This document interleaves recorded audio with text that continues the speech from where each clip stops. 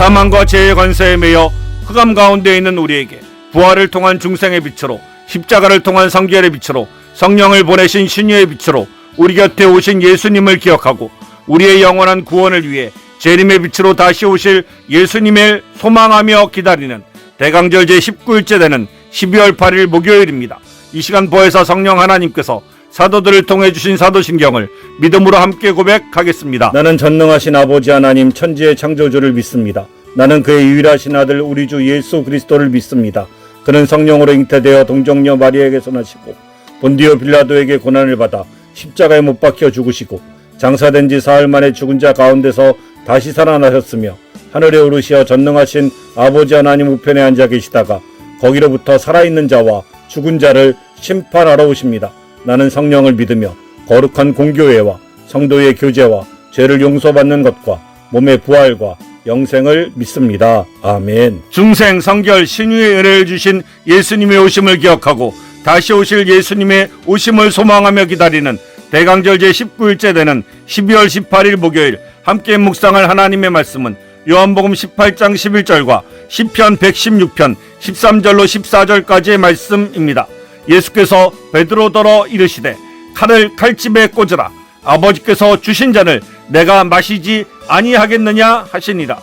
내가 구원의 잔을 들고 여호와의 이름을 부르며 여호와의 모든 백성 앞에서 나는 나의 서원을 여호와께 갚으리로다. 아멘.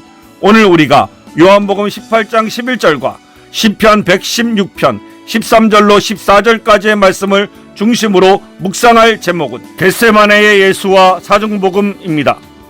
성부 하나님께서는 죄와 사망의 권세에 매여 흑암 가운데 있는 우리를 마음과 뜻과 힘을 다하여 사랑하셨습니다.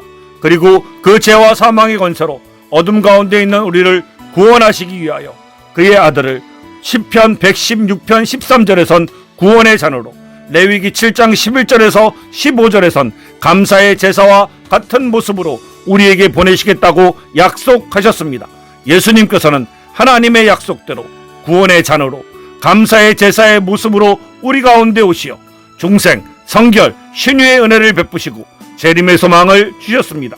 우리 안에 계신 보혜사 성령 하나님은 하나님 아버지의 거룩한 사랑의 약속과 중생, 성결, 신유, 재림의 은혜를 통해 그 약속을 성취하신 예수님의 은혜를 기억하게 하십니다.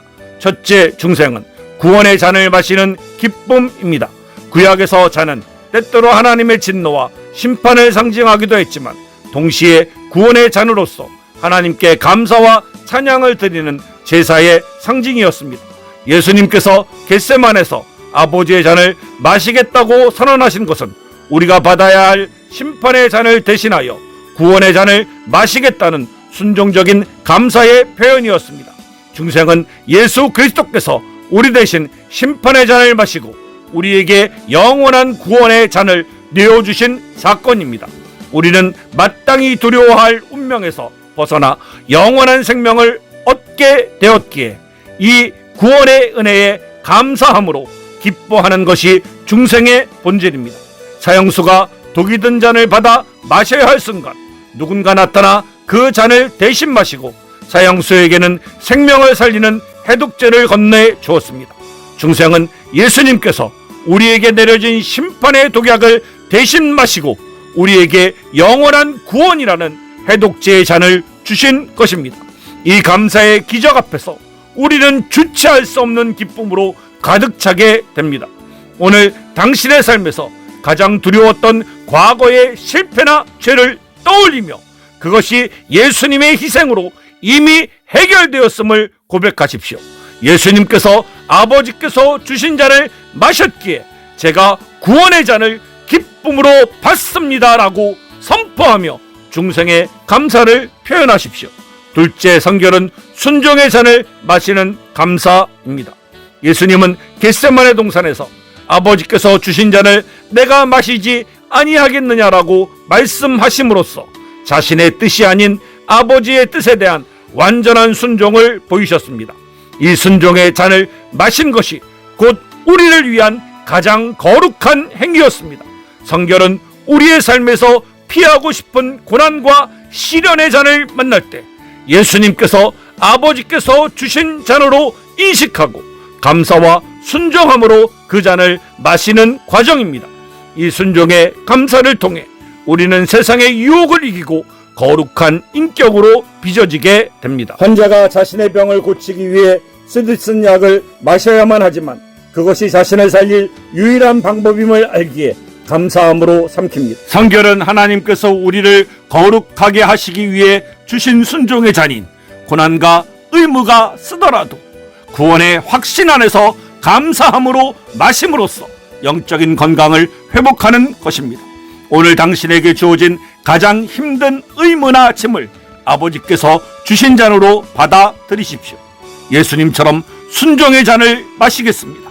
이 잔을 통해 저를 거룩하게 만드실 주님께 감사드립니다 라고 기도하며 고난 속에서 기쁨을 발견하시게 되기를 원합니다. 셋째 신유는 감사의 제사로 드려지는 회복입니다.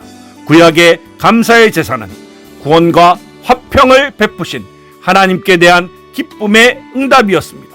이는 감사 자체가 하나님과의 관계를 회복시키고 평안을 가져다줌을 보여줍니다. 신유는 예수 그리스도의 희생으로 얻은 구원의 은혜에 감사를 고백하며 평안의 제사를 드릴 때 우리의 마음과 몸에 하나님의 평강이 임하여 질병과 염려가 사라지고 온전한 활력을 되찾는 것입니다. 따라서 감사는 최고의 치료제입니다. 어떤 사람이 몸이 아팠지만 그는 아픈 중에도 자신에게 남은 작은 축복들을 세며 감사를 표현했습니다. 이 감사가 그의 마음에 평안을 가져왔고 이 평안이 다시 그의 육체적 면역력을 높여 결국 병이 낫게 되었습니다. 신유는 감사의 선순환을 통해 우리의 영혼과 육체가 온전한 평안과 회복에 이르는 것입니다. 오늘 저녁 잠자리에 들기 전 당신의 삶에 주신 구원의 은혜와 오늘의 축복을 5가지 이상 적어보는 감사 목록을 작성하십시오.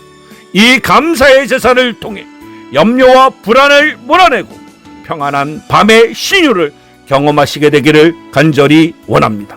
넷째 재림은 영원한 구원의 잔치에 참여하는 것입니다. 예수님은 마지막 만찬에서 내가 포도나무에서 난 것을 하나님 나라에서 새 것으로 너희에게 마시게 할 때까지 다시 마시지 아니하리라고 약속하셨습니다. 이는 재림 때 제자들과 함께 영원한 잔치를 나누시겠다는 약속입니다. 재림은 예수님께서 구원의 잔을 완성하시고 모든 성도를 모아 영원한 하나님 나라의 잔치로 초대하시는 궁극적인 기쁨과 감사의 완성입니다. 그때 우리는 주님과 함께 영원한 구원의 잔을 마시며 영원히 감사할 것입니다. 위대한 승리를 거둔 장군이 고향에 돌아와 백성들과 함께 성대한 연회를 베풀고 모두가 기쁨과 감사를 나누는 모습을 상상해 보십시오. 예수님의 재림은 사탄과 사망에 대한 최종적인 승리를 거두고 우리와 함께 영원한 감사와 기쁨의 연회를 베푸시는 순간입니다. 오늘 당신이 만날 사람에게 영원한 구원의 잔치에 대한 소망을 나누십시오. 재림하실 주님과의 잔치를 소망하며 죄를 멀리하고 감사와 기쁨으로 가득 찬 정결한 삶을 살아 영원한 잔치에 합당한 자가 되기 위해 노력하십시오. 이 시간 다 같이 중생, 성결, 신유, 재림의 온전한 구속의 은혜를 주신 우리 주 예수 그리스도께서 가르쳐 주신 주기도문을 믿음으로 함께 드리겠습니다. 하늘에 계신 우리 아버지, 아버지의 이름을 거룩하게 하시며 아버지의 나라가 오게 하시며 아버지의 뜻이 하늘에서와 같이 땅에서도 이루어지게 하소서. 오늘 우리에게 일용할 양식을 주시고 우리가 우리에게 잘못한 사람을 용서하여 준 것 같이 우리의 죄를 용서하여 주시고 우리를 시험에 빠지지 않게 하시고 악에서 구하소서. 나라와 권능과 영광이 영원히 아버지의 것입니다. 아멘. 우리가 마음과 뜻과 힘을 다하여 하나님의 거룩한 사랑의 약속드린 십계명을 순종하고 지킬 것을 결심하며 함께 낭독하겠습니다. 하나님이 이 모든 말씀으로 말씀하여 이르시되 나는 너를 애굽 땅 종되었던 집에서 인도하여 낸 내 하나님 여호와니라. 제1은 너는 나 외에는 다른 신들을 내게 두지 말라. 제2는 너를 위하여 새긴 우상을 만들지 말고 그것들에게 절하지 말고 그것들을 섬기지 말라. 제3은 너는 내 하나님 여호와의 이름을 망령되게 부르지 말라. 제4는 안식일을 기억하여 거룩히 지키라. 제5는 내 부모를 공경하라. 제6은 살인하지 말라. 제7은 간음하지 말라. 제8은 도둑질하지 말라. 제9는 내 이웃에 대하여 거짓 증거하지 말라. 제10은 내 이웃의 집을 탐내지 말라. 아멘.